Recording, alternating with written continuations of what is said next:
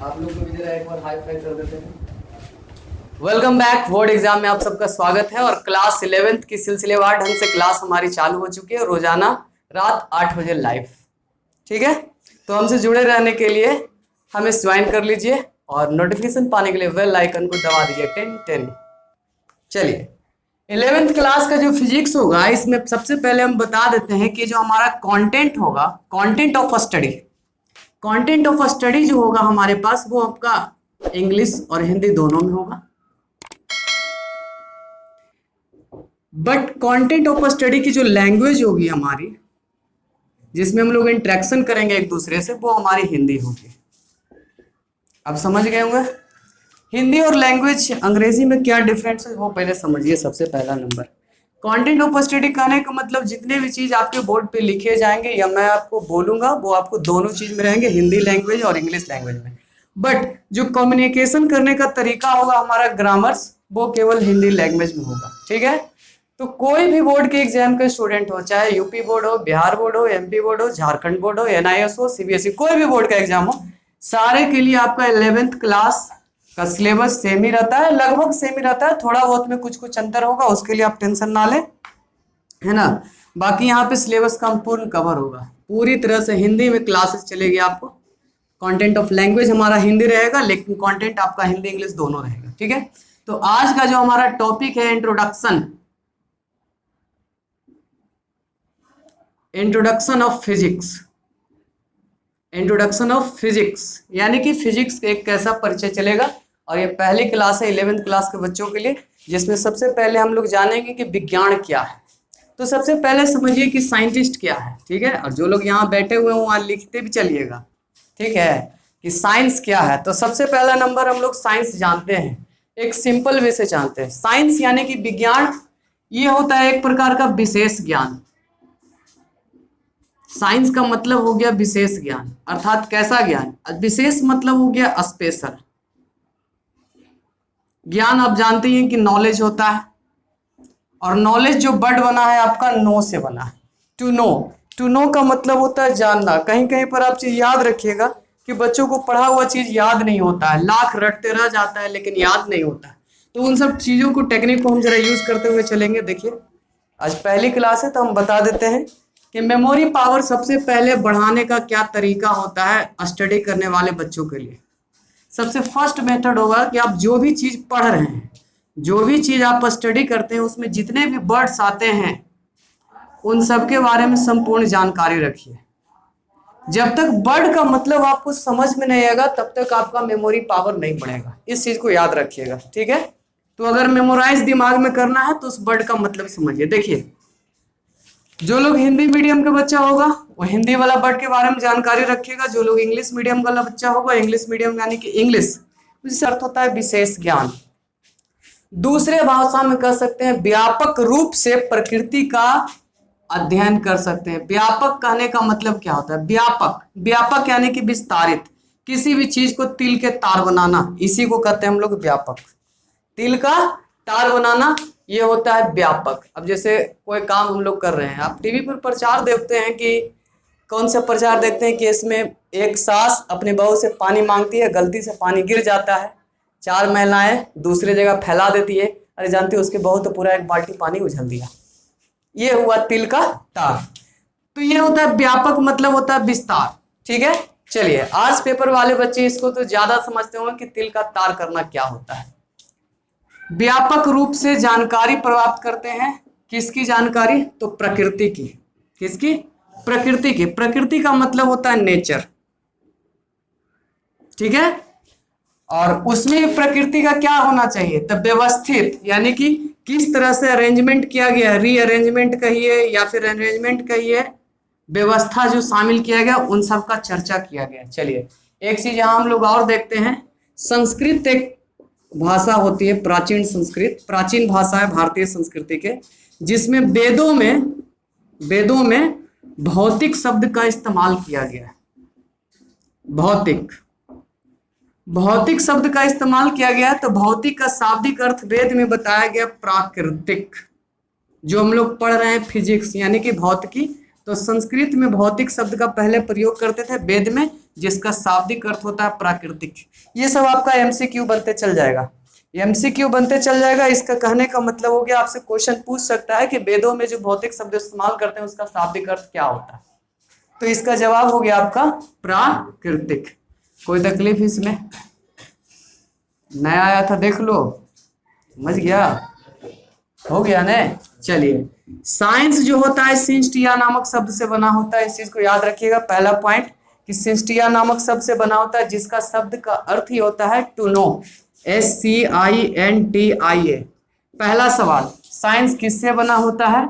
तो साइंस बना होता है आपका सिंटिया, इसको ऐसे भी कर सकते हैं सिंटिया, ठीक है, ऐसे पढ़ सकते हैं, साइंटिया लिखा हुआ है। अब ये क्वेश्चन ये भी पूछ सकता है कि कौन सा वर्ड है, तो ये आपका लैटिन वर्ड है। कौन सा वर्ड है? लैटिन वर्ड है, जिसका शाब्दिक अर्थ होता है टू नो, टू नो। साइंटिया टू नो होता है शाब्दिक अर्थ, और टू नो का मतलब क्या होता है? जानना। इसका मतलब क्या हुआ? जानना। किसी भी चीज के बारे में जानकारी ग्रहण करना क्या होगा? जानना। जैसे पढ़ा कैसे जा रहा है, तो ये जानकारी लेंगे तो जानना हो गया। कोई भी घटना कैसे घट रही है उसके बारे में जान रहे हैं, तो वो क्या हो गया? जानना हो गया। कोई तकलीफ इसमें? कोई दिक्कत नहीं है। साइंस विशेष ज्ञान, व्यापक रूप से प्रकृति कैसे व्यवस्थापित है, इसको स्पेशल ज्ञान भी, नॉलेज भी कह सकते हैं। संस्कृत में वेदों में भौतिक शब्द किसके लिए प्रयोग होता था? प्रकृति के लिए। साइंसटिया लैटिन वर्ड से उत्पन्न हुआ है साइंस, यानी कि साइंसटिया से क्या उत्पन्न हुआ है? साइंस, जिसका शाब्दिक अर्थ होता है टू नो। कोई तकलीफ? चलिए, अब यहां से हम लोग डिफिनीशन भी चलेंगे। किसका डिफिनीशन चलेंगे? तो विज्ञान का सबसे पहले डिफिनीशन हम ले सकते हैं कि प्रयोगों या अवलोकनों के आधार पर प्राप्त ज्ञान को विज्ञान कहा जाता है। सबसे बेसिक वाला टिप्पणी, कोई जरूरी नहीं कि हम जो बता रहे हैं वो रट लीजिए, आप अपने हिसाब से बना सकते हैं। प्रयोगों और अवलोकनों के आधार पर जो क्रमबद्ध ज्ञान प्राप्त होता है उसे हम लोग क्या कहते हैं? विज्ञान कहते हैं। कोई दिक्कत इसमें? पढ़ हम लोग क्या रहे हैं? फिजिक्स पढ़ रहे हैं, तो फिजिक्स का डिफिनीशन देंगे, है कि नहीं? तो फिजिक्स का मतलब हो गया भौतिक जगत से। अब भौतिक जगत का मतलब समझिए क्या होता है। भौतिक जगत, इसका मतलब समझिए क्या होता है। देखिए, सिंपल सी बात, जिसको आप छू सकते हैं, जो आपके सामने घट रहा है, वो सब के सब क्या हो गया? भौतिक जगत। जैसे वर्षा का पड़ना, मौसम का बदलना आपके सामने हो रहा है, सूर्य ग्रहण, चंद्र ग्रहण, ज्वार भाटा, सुनामी, ये सब आपके सामने हो रहा है, ठीक है।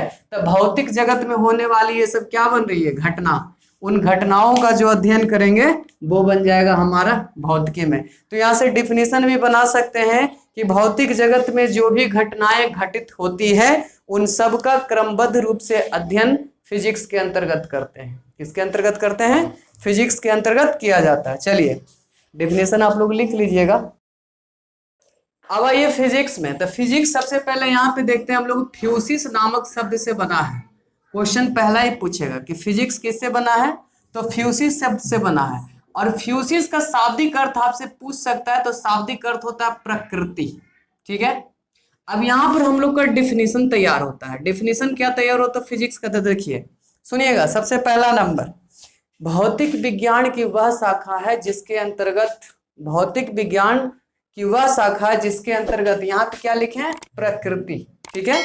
तो प्राकृतिक और प्राकृतिक घटनाओं की व्याख्या होती है, जिसके अंतर्गत प्राकृतिक तथा प्राकृतिक घटनाओं की व्याख्या किया जाता है। सबसे पहला नंबर डिफिनेशन के हिसाब से, भौतिक विज्ञान की वह शाखा जिसके अंतर्गत प्राकृतिक तथा प्राकृतिक घटनाओं, शॉर्ट में आप समझते चलिए, प्राकृतिक घटनाओं की व्याख्या होती है यहाँ पे। और जो लोग इंग्लिश मीडियम वाला बच्चा है वो इंग्लिश में भी डिफिनेशन सुन लेगा। बोल देते हैं, the branch of science which is devoted. अब यहाँ पर वर्ड को हम समझते चलेंगे। देखिए, the branch of science which is devoted, science which is devoted. अब आपके चूंकि पहला क्लास है तो हर वर्ड का मतलब आपको समझाते चलेंगे। ब्रांच ऑफ साइंस मतलब विज्ञान की भाषा यहाँ से समझ लीजिए, जिसके साथ भिच लग जाता है। सिंपल भिच, भिच जो होता है वो आपको जो बताता है। भिच को हिंदी में हम रिप्रेजेंट करते हैं जो के लिए, ठीक है। Devoted to the, devoted to the. अब यहाँ डिवोटेड का मतलब क्या होता है? ऐसे डिवोटेड का मतलब होता है वफादार, समर्पित या किसी को व्याख्या करना, ठीक है। Devoted to the study of nature, study of nature, sorry, nature का मतलब क्या हुआ? प्राकृतिक, प्रकृति का अध्ययन कर रहे हैं। अब इसमें और देखिए, या natural phenomena, natural phenomena, phenomena, natural phenomena, गलती लिखा गया, वो समझ जाइएगा आप लोग। नेचुरल फेनोमेनन का मतलब क्या होता है? नेचुरल फेनोमेनन का मतलब होता है प्राकृतिक घटनाएं। देखिए, प्रकृति का अध्ययन करेंगे या फिर प्राकृतिक घटनाओं। इसके जगह पर कोई बच्चा इवेंट्स भी लिख सकता है, वो भी सही है। हम चूंकि पहली बार बार बता देते हैं, डेफिनेशन कोई जरूरी नहीं है कि मास्टर जो पढ़ा रहा है उसके एकदम रट जाइए, कुकड़ू कू जैसन भोरे उठे कुछ समझ में नहीं आवे कुकड़ू को बांध, वैसा नहीं है। आप अपना कॉन्सेप्ट लगाइए, लेकिन अर्थ नहीं बदलना चाहिए। अर्थ वही रहना चाहिए, लेकिन कॉन्सेप्ट अलग हो सकता है, ठीक है। फिजिक्स में क्या चाहिए आपको? कॉन्सेप्ट चाहिए। अगर कॉन्सेप्ट नहीं तो कुछ नहीं क्लियर। तो डिफिनीशन आप समझ गए होंगे कि फिजिक्स विज्ञान की वह शाखा है जिसके अंतर्गत प्रकृति और प्राकृतिक घटनाओं का क्या किया जाता है? अध्ययन किया जाता है, मतलब पढ़ा जाता है। जैसे समझिए, प्रकृति में क्या क्या घटना होती है? बारिश, बारिश काहे हो रहा है, कैसे हो रहा है, ठीक है। ज्वार भाटा उत्पन्न हो गया, तो कैसे ज्वार भाटा उत्पन्न हो गया? चलते चलते आदमी गिर रहा है, अचानक बारिश वाला जमीन पर चला, फिसल के नीचे गिर गया, ठीक है। वो कैसे हो रहा है? इन सब चीजों का अध्ययन करना है, फिजिक्स कहलाता है, ठीक है। दैनिक जीवन में जितना भी, एग्जाम्पल में समझिएगा, दैनिक जीवन में जितना भी काम होता है हम लोग का, दैनिक जीवन में, अब जैसे समझ लीजिए दैनिक जीवन में क्या क्या काम होता है। जैसे मौसम का बदलना, ठीक है, आदमी का बदलना इसमें शामिल मत कर दीजिएगा। गाना है ना, मौसम की तरह तुम भी बदल तो न जाओगे। हाँ, तो आदमी का भरोसा तो नहीं करिएगा, लेकिन मौसम काहे बदल रहा है वो पता चल जाएगा, लेकिन आदमी काहे बदलेगा ये पता नहीं चलेगा। ज्वार भाटा नाम सुन लीजिए आप लोग, ज्वार भाटा, ठीक है। अमावस्या दिन और पूर्णिमा दिन ज्वार भाटा, वो पढ़िएगा आप लोग ज्योग्राफी में पूर्ण डिटेल्स, यहाँ हम लोग खाली इतने जानेंगे। फिर देखिए चंद्र ग्रहण, और एक होता है सूर्य ग्रहण, ये सब भी ज्योग्राफी का टॉपिक है, स्पेस ज्योग्राफी, ठीक है। लेकिन फिजिक्स में ये सब घटनाओं के अंतर्गत रखा जाता था चूंकि स्टार्टिंग में। इसके अलावा सड़क पे चलना, किसी वस्तु का नीचे से ऊपर जाना, वापस नीचे आना, मैकेनिक्स के अंतर्गत सब आ जाएगा, ठीक है। तो ये हुआ आपका फिजिक्स का डेफिनेशंस, जो इंट्रोडक्शन ऑफ फिजिक्स में हम लोग का चल रहा है। चलिए दूसरे भाषा में हम लोग ये भी डिफिनेशन दे सकते हैं, एक और भाषा में हम लोग एक डिफिनेशन और भी दे सकते हैं फिजिक्स का क्या होता है। तो देखिए, physics is that branch of science. अब देखिए यहाँ पर हम सिर्फ लिखे हैं ब्रांच ऑफ साइंस। अब कोई एक नया बच्चा अपना तिल कतार कर सकता है, क्या लिख सकता है? Physics is that of branch, physics is that branch of science, मतलब फिजिक्स वह विज्ञान की शाखा है। इसी को लिखने के लिए पहले सीख लीजिए, physics is that branch of science in which. अब इसमें एक वर्ड हम लगा दिए इन भीच, तो यहाँ पर भीच का मतलब जो कर दिए। अब सवाल यहाँ पे आ गया इन भीच, तो जितने भी हिंदी मीडियम वाला बच्चा है उसको समझते चलिएगा। सिर्फ भीच मतलब जो हो गया, इन भीच लगा दिए तो इसका मतलब हो गया जिसमें, नाम समझिएगा। इन भीच मतलब क्या होता है? जिसमें। तब यहाँ पर दूसरा डेफिनेशन में हम क्या बोले? फिजिक्स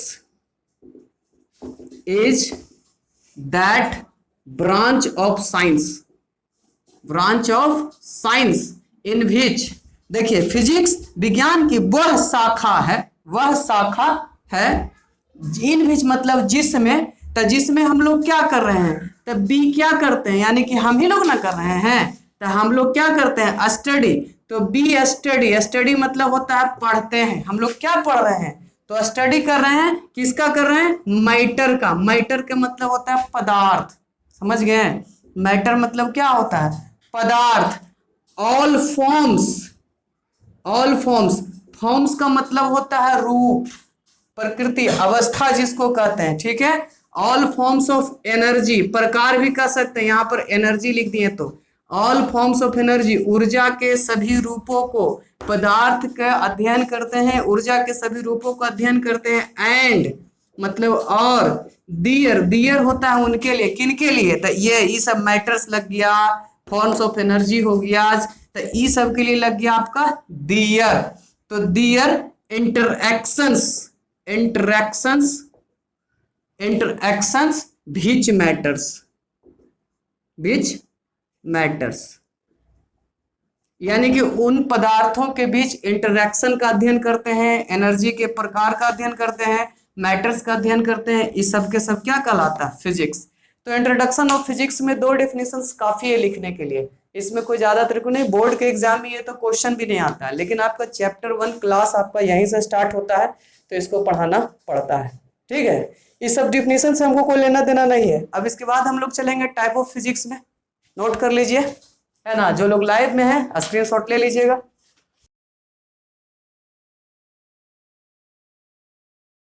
अब देखिए हम लोग बात करते हैं स्कोप एंड एक्सपेंशन फिजिक्स, यानी कि एक्सपेंशन ऑफ फिजिक्स। कहने का मतलब हुआ भौतिकी के विस्तार एवं क्षेत्र। विस्तार कहने का मतलब किन किन क्षेत्र में पाया जाता है, जो सबसे पहला चीज सुनिए। तो फिजिक्स को ब्रांच के रूप में 2 भागों में, एक क्लासिकल फिजिक्स और एक मॉडर्न फिजिक्स के रूप में बांटा गया है। क्लासिकल, जिसको हिंदी में बात करेंगे चिरसम्मत, आपको लगता होगा थोड़ा सा नाम सुनने में अकबकाहा नाम के, अकबकक नाम के, तो ये अटपटा इसलिए कि चूंकि ये हिंदी में है। आपको पता होना चाहिए कि विज्ञान के आविष्कार ज्यादा चीज भौतिकी में हुआ था इंग्लैंड में, और इंग्लैंड के वासी अंग्रेज था, अंग्रेजी बोलता था। हम लोग बिहारी ठहरे, तो हिंदी वैसी ना बनाएंगे, चिरसम्मत भौतिकी। और मॉडर्न मतलब हो गया आधुनिक। ये आपको ठीक ठाक लग रहा है, चूंकि मॉडर्न जमाना के है ना, इसको कहते हैं नयका युग, वही है मॉडर्न। तो क्लासिकल फिजिक्स में सबसे पहला आता है मैकेनिक्स, जिसमें यांत्रिकी होती है। फिर थर्मोडायनेमिक्स जिसको कहते हैं, उसमें गतिकी का सिद्धांत होता है। इलेक्ट्रोमैग्नेटिज्म जिसको कहते हैं, अगला है क्लासिकल वेव्स, इसी के अंतर्गत साउंड वगैरह सब हम लोग पढ़ेंगे। ठीक है, फिर ऑप्टिक्स, ऑप्टिक्स के अंतर्गत 2 टाइप का हम लोग पढ़ेंगे, एक रे ऑप्टिक्स पढ़ेंगे, एक वेव ऑप्टिक्स। ये हम लोग पढ़ेंगे 12th में, 11th से हमको कोई लेना देना नहीं है। फिर आधुनिक भौतिकी में हम लोग चलेंगे रिलेटिविटी, इसको हिंदी में कहते हैं सापेक्षता, प्रिंसिपल ऑफ रिलेटिविटी यानी कि सापेक्षता का सिद्धांत, क्वांटम मैकेनिज्म, क्वांटम यांत्रिकी, फिर एटॉमिक्स फिजिक्स, एटम्स के अंदर कितने भी चीज होते हैं, फिर न्यूक्लियर फिजिक्स। फिर इसके अलावा इसमें और भी पढ़ते हैं इलेक्ट्रॉनिक्स डिवाइस, ठीक है, जो इलेक्ट्रॉनिक्स चैप्टर में है, और इसके अंतर्गत हम लोग इलेक्ट्रोस्टैटिक्स भी पढ़ेंगे। ठीक है ना, तो ये सब सारी चीजें जो थी 12th के थी। तो यहाँ पर हमारा फिजिक्स क्या होता है, फिजिक्स का चैप्टर क्या है, और फिजिक्स में क्या क्या पढ़ना है, टाइप्स देख लिए, सब कुछ वगैरह हम देख लिए। तो जो लोग भी इस चीज़ को देख रहे हैं कॉपी में अच्छे से नोट डाउन कर लीजिए। बाकी विशेष मुलाकात हमारी अगले क्लास में होगी। ठीक है, 11th का जितना भी बच्चा है, चाहे वो कोई भी बोर्ड का हो, एकदम ध्यान से पढ़ते रहिए और आगे बढ़ते रहिए।